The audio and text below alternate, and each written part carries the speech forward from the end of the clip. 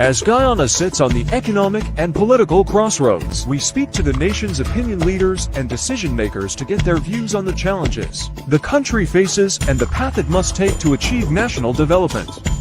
Welcome to Nation Watch. Now here is your host Mervyn Williams, former member of the Guyana Parliament.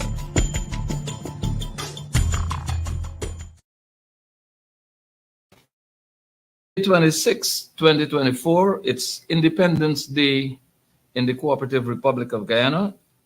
Today marks our 58th independence anniversary. I extend greetings and best wishes to all Guyanese wherever you may be on the occasion of our 58th independence anniversary. Are we really independent in this country?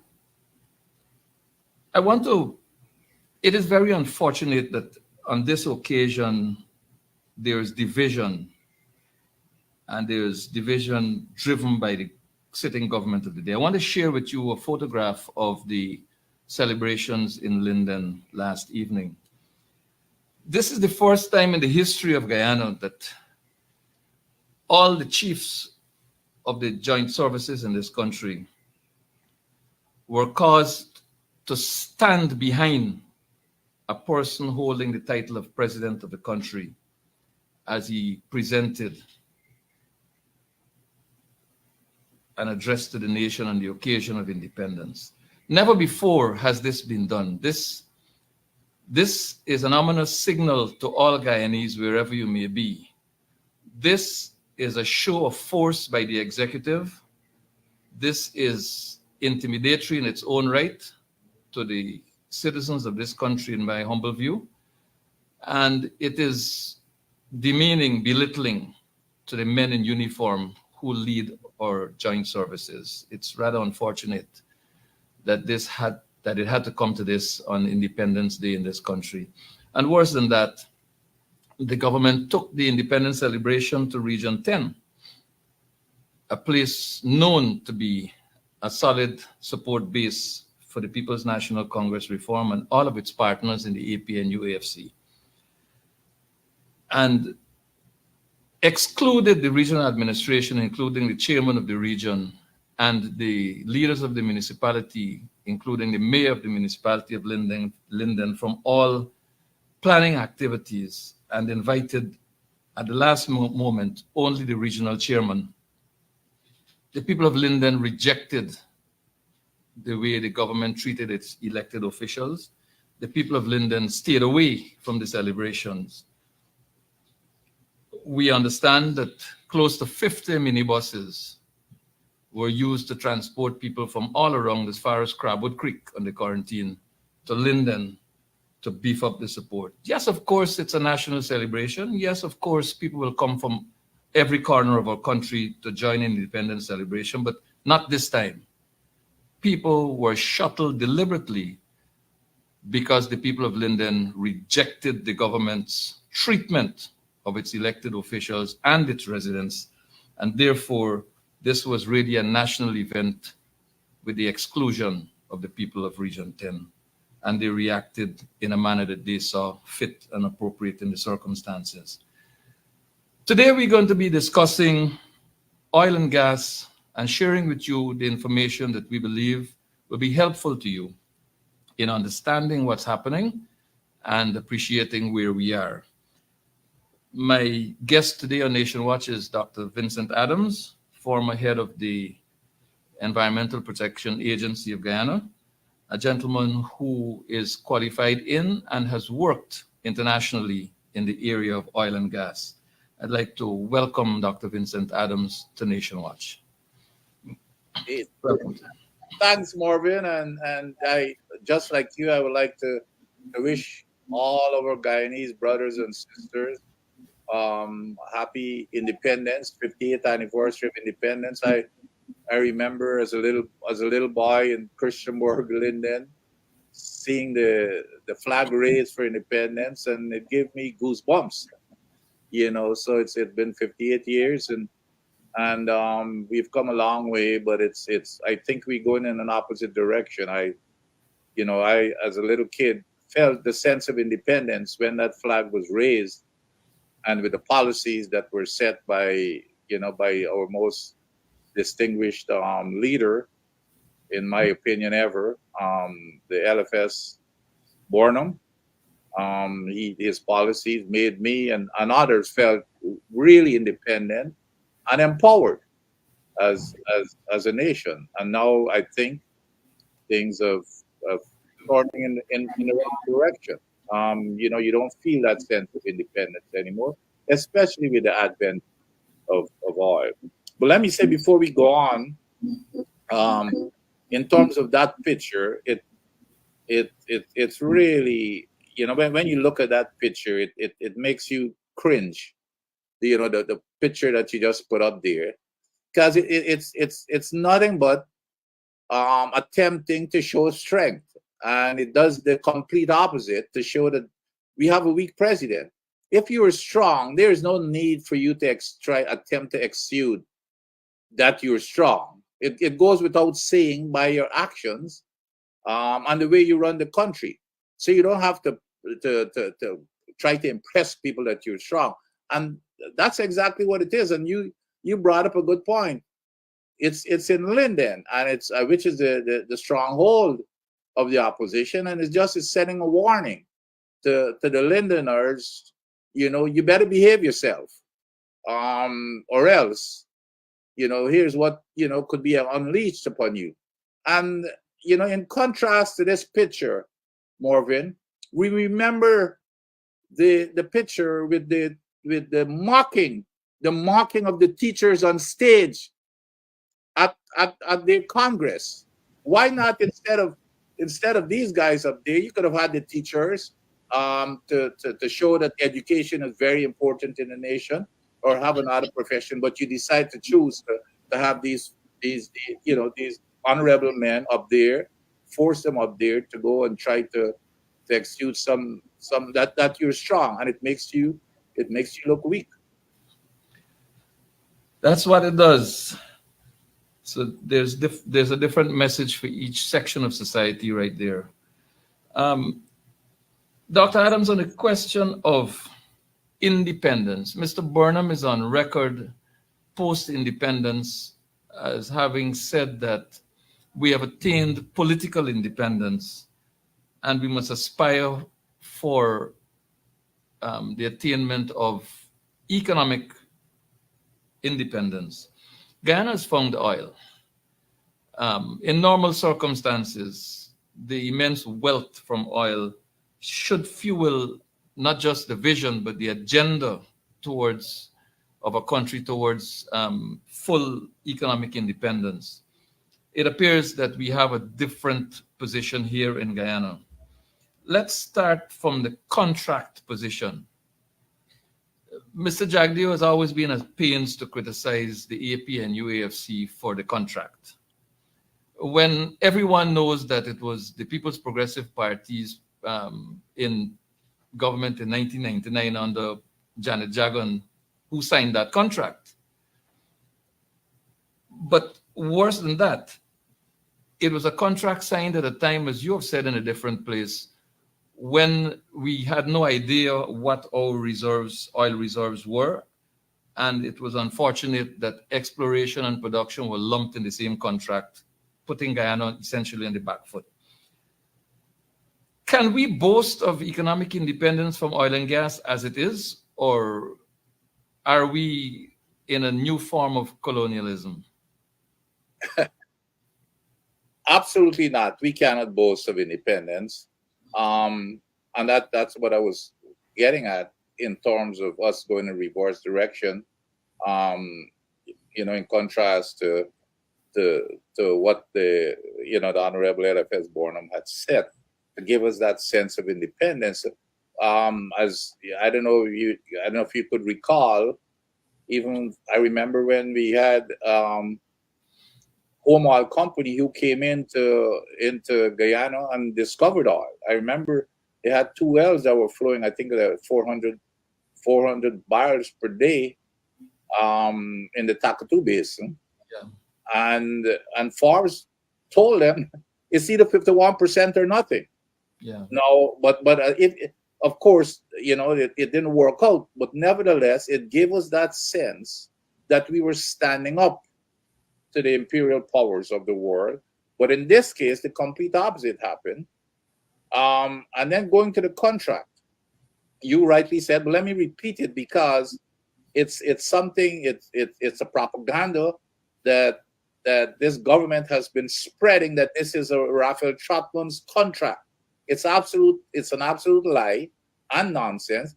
It is the same exact contract that was signed in 1999 by the Honorable Janet Jagan. The only change, basically the only fundamental change that was made to that contract was raising or doubling the royalty from 1% to 2%. Now, a big flaw in that contract, in the 1999 contract, that I see that up to recently, the vice president, somebody must have whispered in his ears that that he's got to say something to get out of it. The contract that was signed in 1999 included both an exploration and the production phases. Normally, these contracts are written in two phases, two separate types of contracts. You do a contract, you tell a company, you sign a contract with a company to come in and explore because you have no idea, no earthly idea what you're going to discover. They come in, they explore, and then after the exploration, based on that exploration data, if there's potential there, then you do a production contract. What Janet Jagan and the PPP did, they lump both together. I noticed, as usual, he's never wanting for spreading lies and propaganda. The vice president, I think it's two press conferences ago, suddenly somebody must have told him.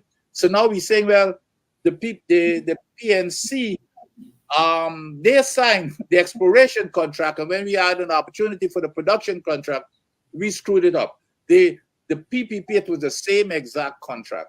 So it's absolute nonsense. But this contract, if you go beyond that, of course, is a production sharing contract. It's a bad type of contract. I've said that from day one. We have no capacity to manage such a contract. And now Exxon is dictating to us. They're dictating to us. They dictated to us in the contract. All we're getting is 14.5%. They're getting 85.5%. And now, and we've got all other issues, and they are running the country. Even Barjagdo himself said, when I questioned on the billboard, and they're brainwashing people, and this government standing up and allowing them to brainwash folks. On those billboards that they still have, it says that we're getting 52.5%, and we're not. We're getting 14.5%. And Barjagdo shockingly came out and said he agreed with me when I was criticizing. He agreed with me, and when I tell him, well, then why not tell him to pull it down? He said he can't tell him to pull it down. If that is not colonialization, it's even worse than colonialization, because at least even our colonial masters would show us respect when they're lying to us in public. At least they would show us that respect to take it out of the public domain. But they're still keeping it there. Barjagdo himself, when he agreed with me that those billboards were wrong or a big fat lie, he himself said that if somebody comes into this country and see those billboards, they're going to believe that Exxon runs this country. Those were his words, Mervyn. He said that if strangers come into this country and look at those billboards, they're going to think that Exxon runs this country. So it didn't come from us saying that we colonized. It came from he himself, and still he would not tell them to pull down those billboards. He's afraid to tell them to pull down those billboards. As you remember, when he was in the opposition, the guy was jumping onto the rooftop saying he's going to renegotiate the contract. Oh, the coalition has sold out, the nation sold out our people's patrimony, and they're going to negotiate. The president himself, in an interview after he became the president, in an interview with Critic asked him a specific question: does that mean renegotiating the contract? He said, yes, renegotiating the contract. And now it's suddenly become the word is sanctity. Yeah.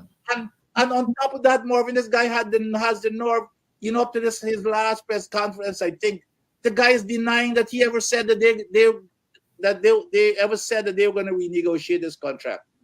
But that's if nothing else, he learned very well from the Russians when he trained there, is to be a proper propagandistic master, because he's really good at it. So no, we are not. Exxon is running the country, which means that they have colonized the country. And maybe this is why there was no objection when Maduro of Venezuela accused Guyana's president of being a puppet of the United States and ExxonMobil. But here's the big issue, Dr. Adams. The contract as it is, I suppose, is what we have to live with until better can be done. Yes. So, from production commencement to recently, oil revenues total in the region of $29.2 billion. Guyana got $4.2 billion out of that, and expenses and Exxon got $25 billion. Now, inside, and ladies and gentlemen, this is what Guyana has benefited from. This is the money that is available to us as citizens of the Cooperative Republic of Guyana. Instead, a lot of this $4.2 billion has been put towards public infrastructure projects where the 1% of the population benefits, while the 99% struggles fighting to survive in a difficult set of circumstances with spiraling out of control, cost of living. The teachers are out there protesting for a living wage. The public servants continue to have their backs broken by really, really dire economic circumstances and low wages, high cost of living. Is there not enough in that $4.2 billion US to pay our teachers, to pay our public servants, to carve out a package for developmental issues surrounding citizens of this country in the form of direct money transfers to people, to citizens of this country, even though, as you said, we're not getting the best deal we can this money not be used for that purpose instead of going into public infrastructure where 25% of a national budget or 50% of the infrastructure budget goes to waste? Yeah, you asking me there? Yeah. No. Yeah. No question, Marvin. And again, it besides corruption and friends and families and favorites, it has a lot to do with incompetence. How could you? There is no country on this planet. Well, I mean, a country that is interested in development. No country on this planet, United States, Europe, and those countries, that put 58% into infrastructure. First of all, we have no capacity to put that kind of money in the infrastructure. Our budget, right, the last budget reading, 58%, $666 billion went into infrastructure. You know how much went in? The teachers ended up with what, 29 billion or something of the sort. And what we found in the United States in 2000 and when we had the world economic crisis, and of course, I worked at the highest level of the U.S. government, and we had to adjust to the changing times in the world to keep America competitive. And one of the things that we learned from that economic crisis was that the most important thing to attract foreign direct investment is education, and a good education system. We used to think it's infrastructure in the past. Infrastructure is even number 3 on the list after education, and after following the rule of law is number 2, believe it or not. And they're not following the rule of law, obviously. They pushed education aside, and now, and the only reason why infrastructure is up there is to feed and fill the pockets of that 1%. Here we are. We've got teachers, Marvin. We've got teachers making $98,000 per month. How the hell could they survive? Do you know that Guyana, which is the richest country on the planet, forget about the richest in the Caribbean, Guyana is paying the lowest salaries for teachers in the whole of Caribbean. Grenada, I think Grenada or Antigua is paying more than double to their teachers. Trinidad is about double, and other countries are almost triple. So that's what we have here. It's for their friends and family, and for direct transfer to the public. We have Mervyn. We have half of our population is living in poverty in the richest nation on the planet. Half of our population is living on $5 per day. Or less.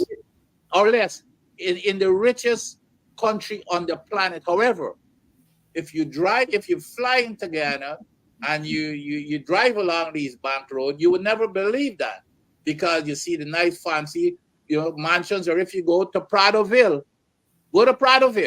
you would never see, you would never believe that. But going to look at Success.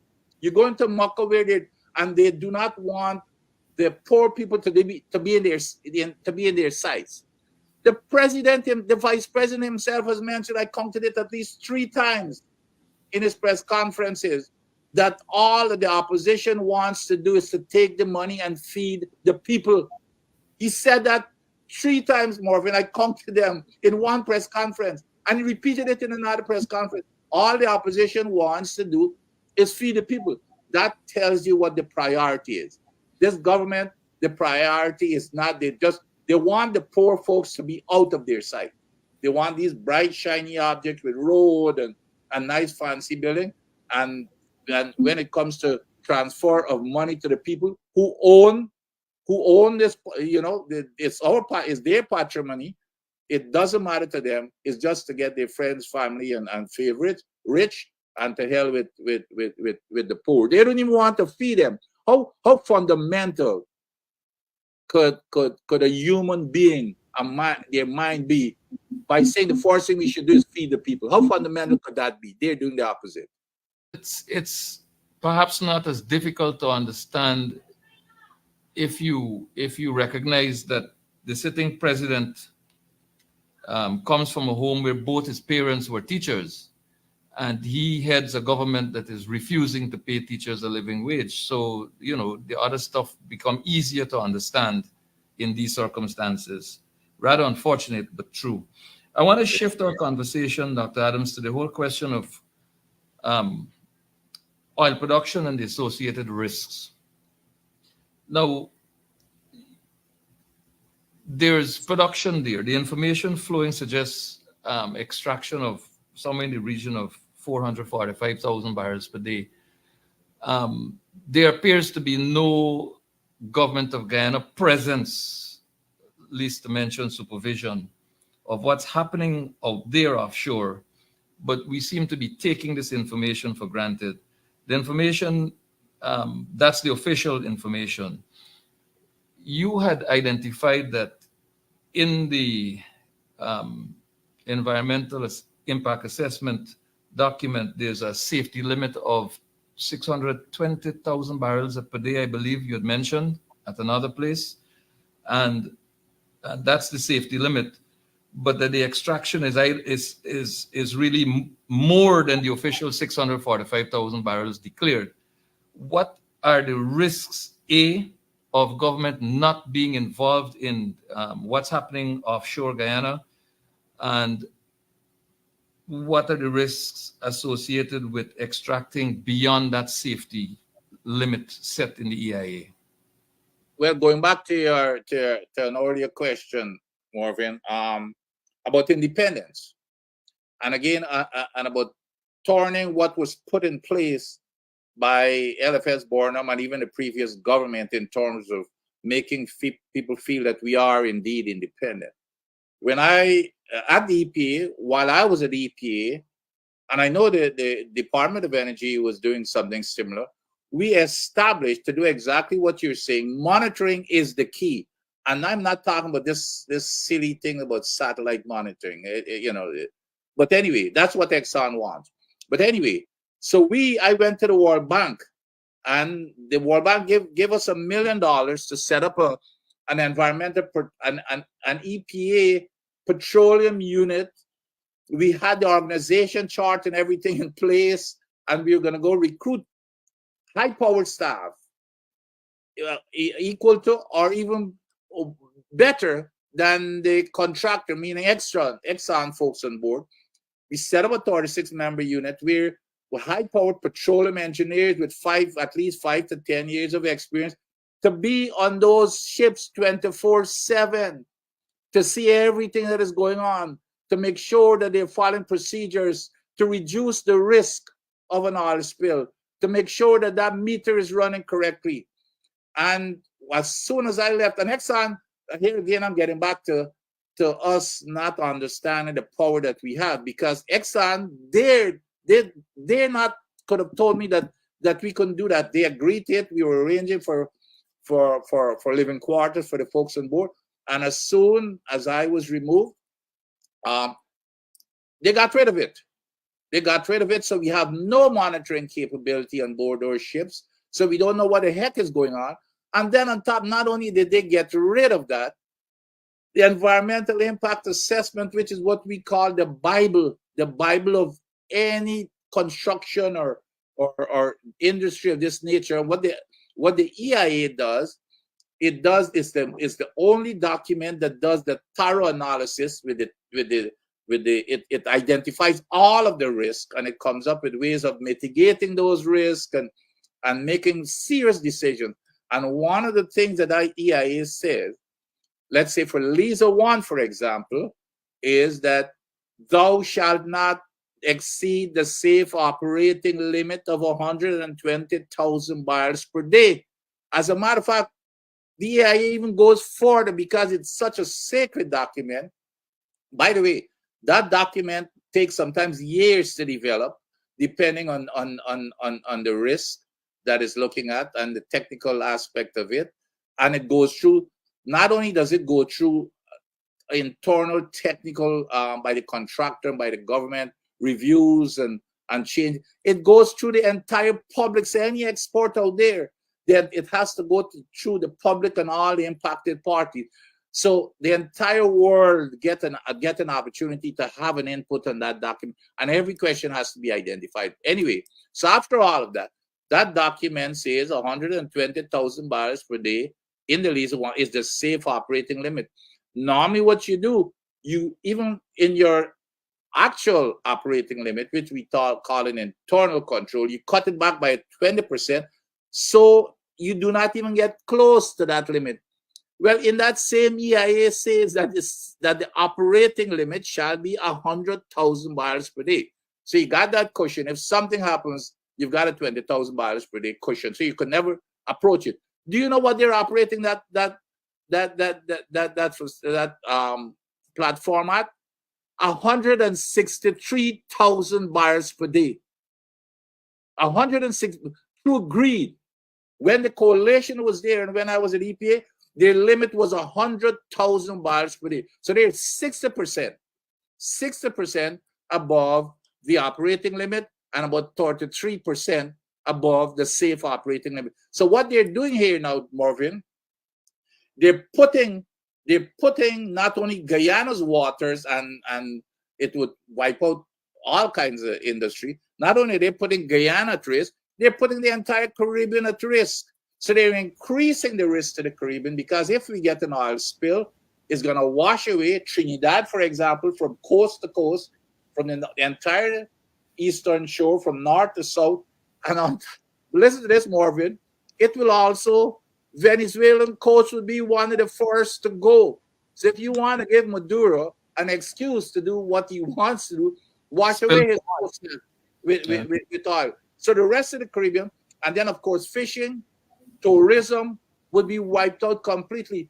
And on the backside of it, Mervyn, the coalition imposed what is called an unlimited parent company guarantee to cover a spill.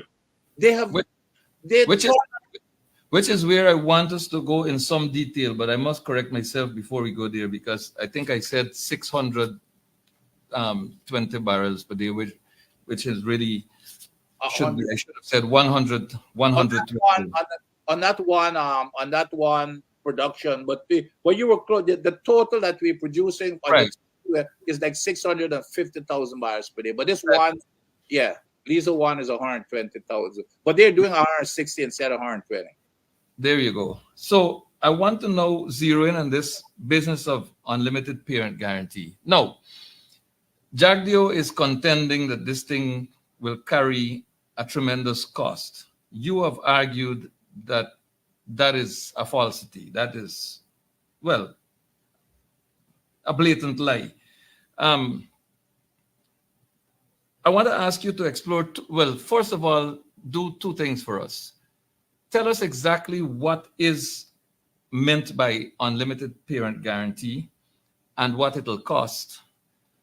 And secondly, walk us through the possibilities of an oil spill beyond the discussion that we had a moment ago. What, for example, can we do to mitigate and to free Guyana of any liability as a state actor in the event of such a spill? Could a parent guarantee between Exxon and CARICOM as a whole, or Exxon and individual CARICOM states which are vulnerable to a spill happening in Guyana's waters, would that be a good mitigating measure? Would it be useful? And what would that cost the investor? Yes. When the coalition came into government after 23 years of a disastrous EPA, we did not have an EPA, Mervyn, and that's a separate show. Yes, definitely. We did not have an EPA when the coalition arrived, and that was the reason why I had retired from my job in the United States, and I was doing voluntary work in Guyana, as many know. And I was really asked to really come and resuscitate the EPA and advise on the oil and gas. So when we arrived there, the first permit that Liza 1 had already been signed. So when the Liza 2 permit came to me, the first thing that jumped out at me was I said, if we have a spill, who's going to cover it? Exxon said, well, the contract says that they could be self-insured. Well, when I looked, I said, who's going to be self-insured? Exxon is not signing. Here's the other thing that I want our listeners to listen to very carefully, Mervyn. Exxon's name is not on any official document. Exxon has no connection to the permits and that oil operation. What Exxon did, like it's legal that other big companies do, in order to insulate themselves from liability if something happens, they go and they set up what is called a subsidiary of this, which is a limited liability company, an LLC. So if something happens, so this LLC is Exxon Mobil Guyana Limited. If something happens, their name is on every single document, so they're the ones who are held liable according to the contract. Except that this limited liability company that they set up has no assets to cover all the assets that they're getting now. Now they're newly formed, so they hadn't produced a barrel of oil, so they have no assets, and all the assets that they're putting together is based. It belongs to the government of Ghana. It says that in the contract. So I looked at the guy in the eyes and I said, "You're telling me that EMGL will be covering all of these liabilities? You have no assets." So he said, "What do you want me to do?" I said, "The only thing I want you to do is go, and we need a parent company guarantee, meaning that Exxon is the parent company, and you need to Exxon and their partners, Sinop and Hess, need to join together and say, here, we're going to provide the government of Guyana with a letter, Mervyn, with a letter of guarantee." Had nothing to do with this stupidness about with what Nandlal and Jagdio and dotted in this foolishness. I don't know if it's due ignorance or they know exactly what they're doing. It doesn't cost a single dime. It's a letter of guarantee to say over and above an insurance. Of course, they went out there and they claim that they've got this $600 million in insurance. Well, that's a drop in the ocean, okay? Because the Macondo spill in the Gulf cost, guess what? 145 billion US dollars. So don't come to me with your $600 million. As a matter of fact, I told him, I said, I don't care even if it's $1 insurance you come out there and get. It doesn't matter to us. All I want in that parent company guarantee is to say that anything over and above that insurance has to be covered by the parent companies. The language was written into the permit when we left office. So we had fixed that problem. EMGL signed off, did the Exxon, Sunup, and Hess. Of course, they were working out how they're going to share that liability. And I told them until I get that letter of guarantee, even though it's already in the permit, so it's law. However, they said, well, okay, give us an opportunity to put together this letter that costs nobody anything in terms of how we're going to share that guarantee. And of course, you guys have to approve it. So we had our lawyers working with them, and we were at the final draft of that letter. They were meeting with us all the time. The final draft of that letter, because when the Payara came up, I said, I'm not signing, you're not going to get the Payara permit unless I get my guarantee, and you're not going to start up the Lisa 2 unless we get that parent company. Since in August of 2020, Mervyn, guess what they did? We were close to getting that letter. Exxon and them agreed. They sent me on leave, and guess what else they did? They got rid of the attorney, the EPA attorney was working it. They got rid of him. They went and they signed off on the Payara permit. They left the language in there. They stupidly they left the language in there, and then they signed off, and they said, to hell with you guys, to hell with this parent company guarantee. And that was what caused the two citizens to file a lawsuit. That caused Judge Kissoon to rule overwhelmingly in favor of what we had in there in the first place. And of course, the government, unbelievably, has joined now with Exxon to appeal that case. So we go back to this whole thing about independence. We're moving in the reverse direction in terms of independence. Here we are supposed to be, having an attorney general and president and vice president who's supposed to be working with the people in an independent fashion, but we're joining with our exploiters to come in against the people. That is not independence. It's the opposite of independence. Now, there's a question here that raises a lot of concern. The government of Guyana, today's government of Guyana, agrees that with Exxon that there should be no mandatory parent company guarantee. But you at the EPA had reason to prosecute SO for a fine as low as $500 US. Yep. Would such a company be willing to go into its coffers to expend money, possibly billions of US dollars, to clean up an oil spill in the Caribbean region? And again, I repeat the second part of the last question. Would it be useful to have parent company guarantees signed between the investor and CARICOM states as a mitigating measure against? Right. Hey, Marvin, the best thing, I don't know if it's the best or if it matters, but the best thing that is happening to us, these people are showing us who they are. Okay? They're showing us on a daily basis who they are, and also along with the government. Because here we are, the government is colluding with them against its own people to enhance the risk of an oil spill by producing above the safe operating limit. But on the backside, there's no coverage for it if something happened. Because the only consequence of this is, of course, bankrupting Guyana and bankrupting the rest, the rest of our Caribbean. Now, to answer your last question, when we had the spill in Tobago, when we had the spill in, by the way, that spill in Tobago was about 35,000 barrels, a one-time spill, 35,000 barrels. The guy ran up less than 1 day's production. You talk about a fraction. Yeah. We will be producing 1.5 million barrels a day. 1.5 million barrels a day.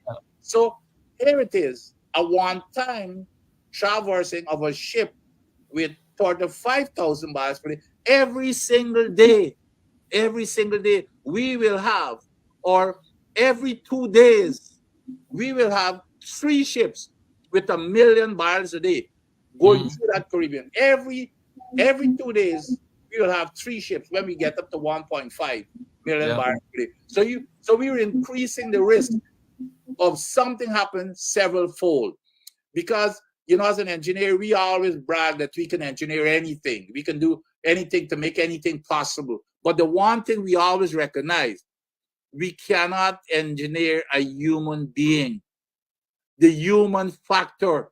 A guy, the captain of a ship, goes out, he had a good party the night before, he falls asleep, he runs aground on a reef.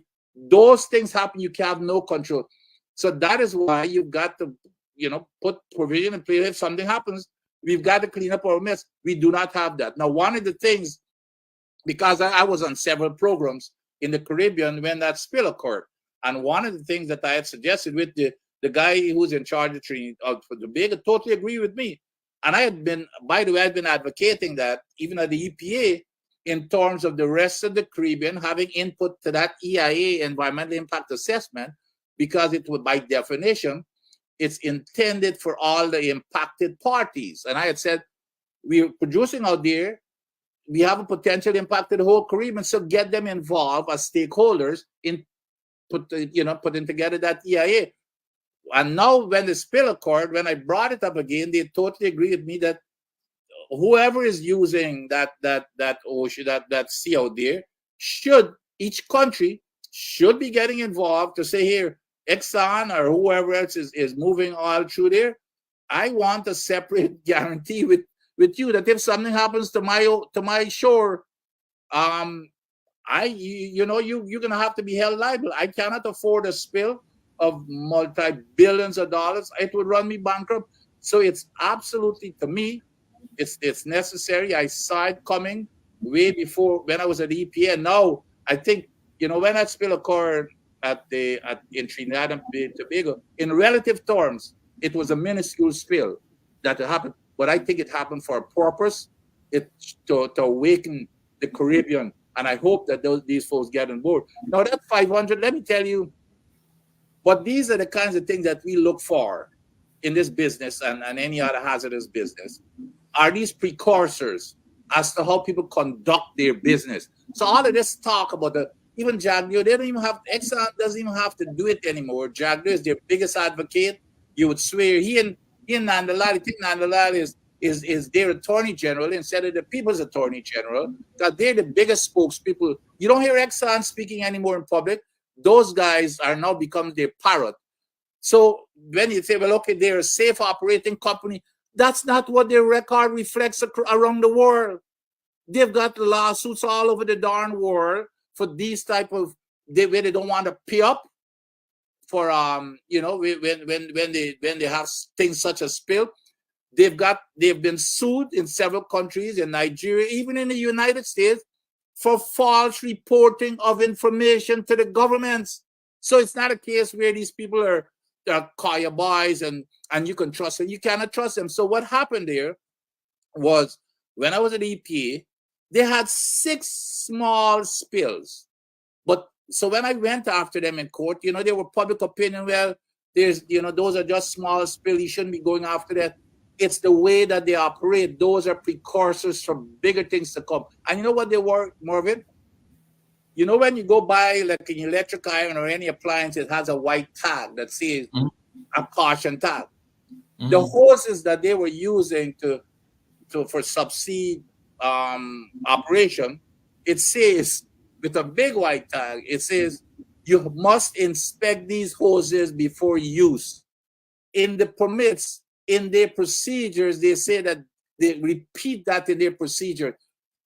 They had 6 cases of leaks because they did not follow that simple procedure of inspecting those hoses. So the forestry, I let them off the hook and we gave them a warning. Even though we gave them that warning, do you know they went back and had 3 more within that same year? So we decided that we're going to take them to court. The law only allowed us a maximum fine of $500, but it wasn't about the $500. It was to set it, to make sure that they understood the seriousness of it. They, here again, when they got rid of me and they got rid of the attorney who was prosecuting at the EPA, they just dismissed the case. So if Exxon is refusing to pay a paltry fine of $500, you can see why they will not pay any, like $145 billion of any spill. Let me give the public another situation. Shell Oil, operating in Nigeria, had a whole bunch of spills. Nigerian citizens sued them for the spills. The case was heard in London. Do you know what was Shell's defense? Shell's defense, folks, was that I had nothing to do with it. It was my subsidiary who was operating. So that was their defense. So we shouldn't wait. You know, if we got what they say about candle, you know, you can't wait till when you can see it daytime, don't wait till nighttime for light the candle for see it. Yeah. So that's what we have here. It's not a case where these things are not in the open. We see what is happening. Those are the kinds of things we should expect from it. And this government is defending them. Dr. Adams, we fast running out of time. Yeah. I wanted to explore 2 other questions, but I limited to one. Well, I'm limited to one by time. That's okay. I might gotta come back, Mervyn. Yeah, you must. In 5 or 6 minutes maximum. Yes. What are your views on the establishment of a national oil company? And secondly, do you see Guyana's foreign policy extending to petroleum and petroleum-related arrangements with the rest of CARICOM through the possibility of a national oil company? Absolutely. And it's not even, as a matter of fact, we've already started setting up, our standing, not only Caribbean, but within the world. We're going to be one of the biggest producers of oil throughout the world. And you notice people like the United States, we've got a Secretary of State and all these folks are visiting us. They never did this before oil. So oil is power. Oil is power. And regardless of, we all are big advocates of renewable energy, and we need to pursue that. But I remember even I had egg on my face. And I remember in a conference in Puerto Rico, I stood up there and I, with all this science, said that we're going to get peak oil by 2015. And of course, that never happened because of technology that was able to discover new oil and produce more oil than we ever thought. So we're going to have oil around for a very long time. And as long as it remains competitive in cost, it's going to be around. So Guyana has the power, it has the leverage without question. We need to develop an oil company. And in addition to the power that an oil company brings, it brings the technical expertise. And on top of that, when oil is gone, let's say from Guyana, it lasts for 20 years, and oil will still be around in the rest of the world because of, like in the Middle East, they don't have anything else.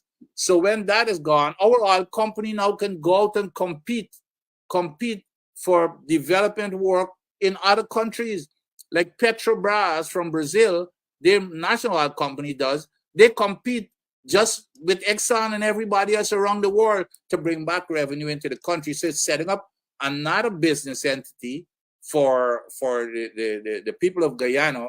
And it's not only to produce oil within Guyana, but without question, I think it's a powerful. And by the way, that also could be paid out of, and there's a soft carry and a hard carry. There are different methods of doing it without costing the government of Guyana any kind of money.